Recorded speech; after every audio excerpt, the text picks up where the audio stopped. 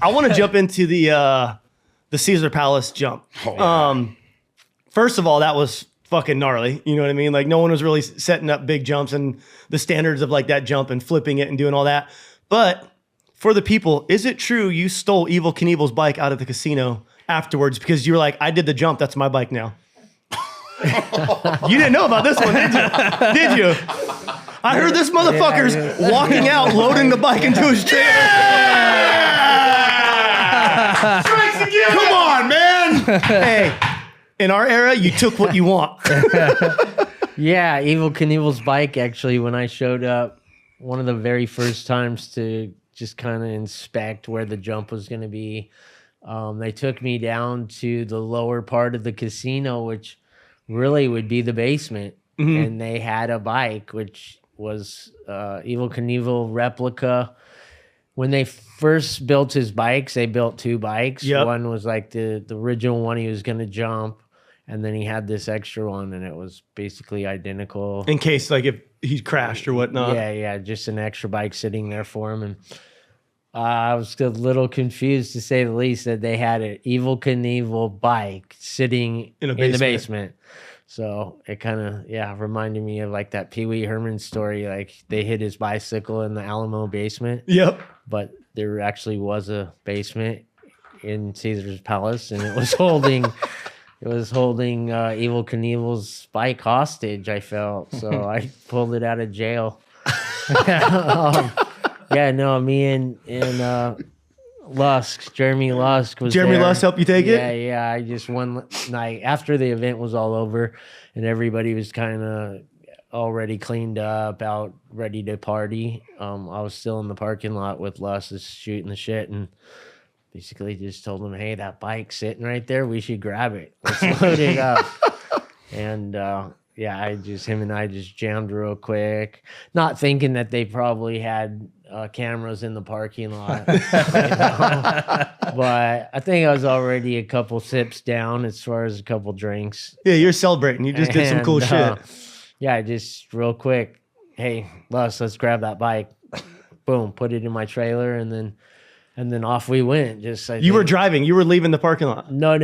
The next morning, it was kind of weird what happened. Actually, the next morning, when I was at the airport with my kids, two of my kids and their mom, were at the airport because I told everyone on TV I'm going to Disneyland. That's right. Disneyland. Actually, like someone called me in my hotel later that night and was like, "Hey, we heard you want to go to Disneyland." And I was like, yeah, I just thought I'd throw it out there. It'd be a fun thing to say. Just talking shit, yeah.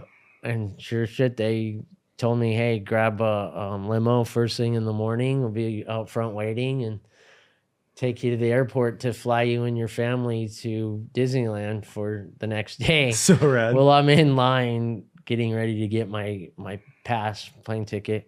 And all of a sudden, my phone rings, and it's Wiley Fulmer. And Fulmer calls me. He's like, hey, dude, we're trying to pull out of the parking lot. We're surrounded by cops. They don't want to let us leave unless we get this bike out. And we don't have the keys to open up your trailer. You had the key? I had the keys. So he had to jump in, like, I don't know, just taxi back then, not an Uber.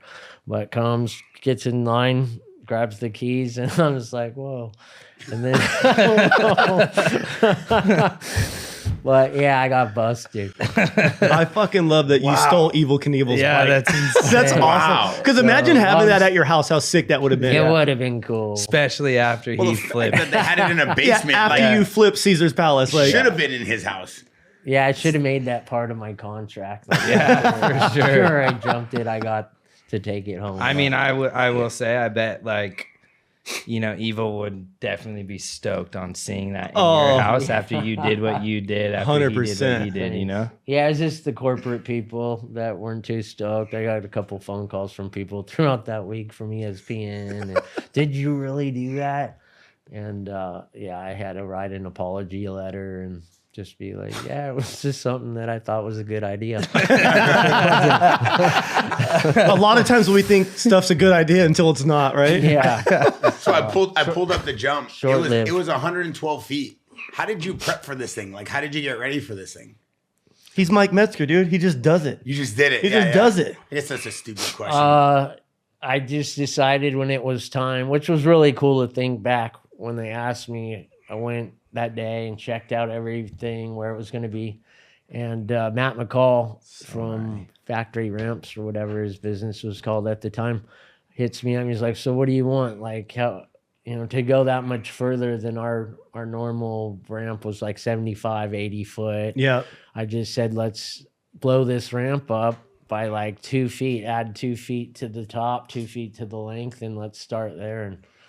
And that was actually the ramp that then everyone after I went and jumped Caesars on it, then that became part of the X Games where everyone was doing like that became the 120 ramp. Yeah. 120. Yeah. So It was always called the 120 ramp, but it was like either 110, 113, 115. I only think I rode it at a contest one time at 120. And that's still the same 120 radius ramp. That's the same ramp he just used for the island. Yeah, we're hopper. still using it today. Yeah. Right on. Same one. Yeah. So it's pretty cool looking back at how that, progressed, because I got invited to go jump Caesars, and I was like, yeah, sure, sign me up. I wasn't going to turn it down. No matter what. It was just you're going to do it.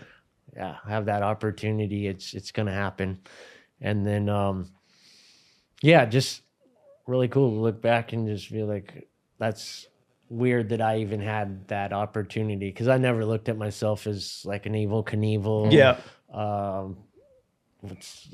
Just that type of, I don't know. Well, being an extreme athlete and being a stunt guy are totally two different things. For sure. And I always kind of looked at myself as like, no matter what I'm doing, I'm a little more calculated than just going, okay, let's set up 18 Volkswagen buses See and what then go happens. out there. See what happens. I'm going to hit it probably fourth gear with no suspension. Yeah. But it's just cool. I've gotten a lot of opportunities to do some cool stuff over the years.